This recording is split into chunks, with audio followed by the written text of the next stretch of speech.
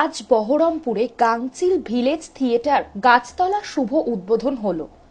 বহরমপুরে গাংচিলের নতুন ভাবনা হলো গ্রামীণ শিল্পকে বাঁচিয়ে রাখা।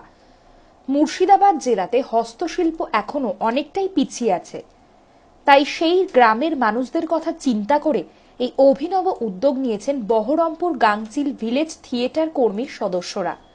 এই গাংচিল বিভিন্ন জায়গায় ক্যাম্প করে শিল্পীদের নিয়ে এগিয়ে যেতে চান।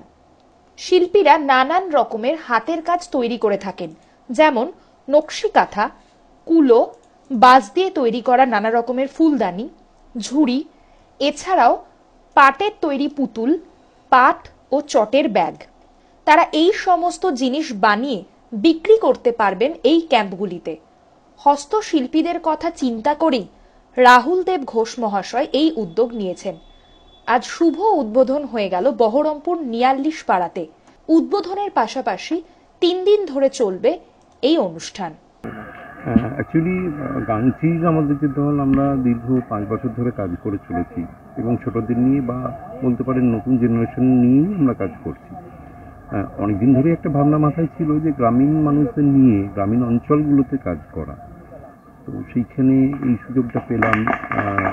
এই যে আমাদের যে বাগানটি রয়েছে এইটাকে কিভাবে ব্যবহার করা যেতে পারে, শ্রী ফণীন্দ্র ভট্টাচার্যের সহায়তা এবং উৎসাহী এই কাজটা আমরা এগিয়ে নিয়ে যেতে পারছি বা শুরু করতে পারলাম।